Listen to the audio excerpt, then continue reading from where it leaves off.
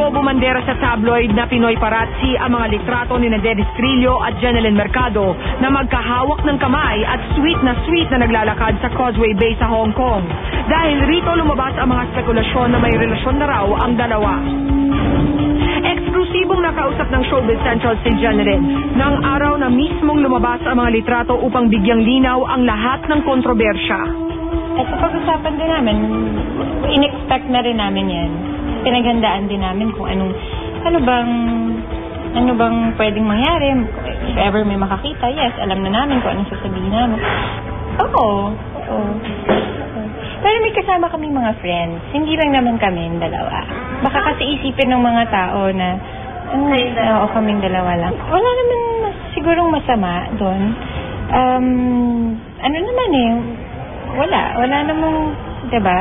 Wala naman kaming ginagawang masama. Kung magkasama kami sa Gumapang, magkaibigan kami ni Dennis, and happy kami sa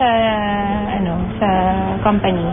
Nang makausap rin ng Showbiz Central si Dennis Trillo sa nakaraang trade party ng GMA Network, nagbigay rin ito ng reaksyon ukol sa pagkalat ng nasabing mga litrato.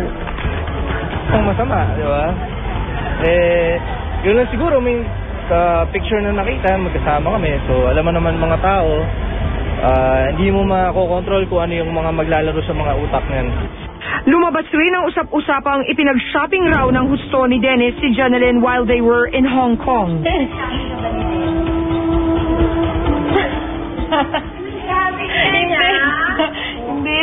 Hindi ako sumagot. Hindi na kailangan sabihin yun. Para sa karamihan, this new pairing may seem sudden dahil kamakailan lang ay naging matunog ang mistulang naging rocky relationship ni Dennis with Christine Reyes. Ngunit ayon kay Christine, sabi ko, there's nothing wrong kung lumabas sila and or date or something kasi wala na naman na kami ni Dennis. Hindi na rin naman kami nag-uusap. Pero wala kaming nakamove on na diba? So parang okay lang siguro. I mean, okay lang sa akin na makipag-date sa event, lalo naman sa akin. So okay lang talaga. Siyempre hindi naman. Katulad na nasabi ko, wala naman kaming commitment. Hindi naman kami. Masaya lang kami. Saka, hindi naman ako papasok sa ganung gulo. Ayoko ng ganung gulo. Well, hindi natin masasabi. Siguro in God's time. Pero, diba, parang ngayon, enjoy ko lang naman yung pagiging, diba, magkaibigan naming dalawa. At, ayun, ganun lang. Kung sinagot na ako, hindi ko nasasabihin na exclusively dating, syempre. So, kaya ako sinabi exclusively dating, dahil exclusively dating. Kaya, hindi pa kami nagmamadali And, yun yung status. Hindi,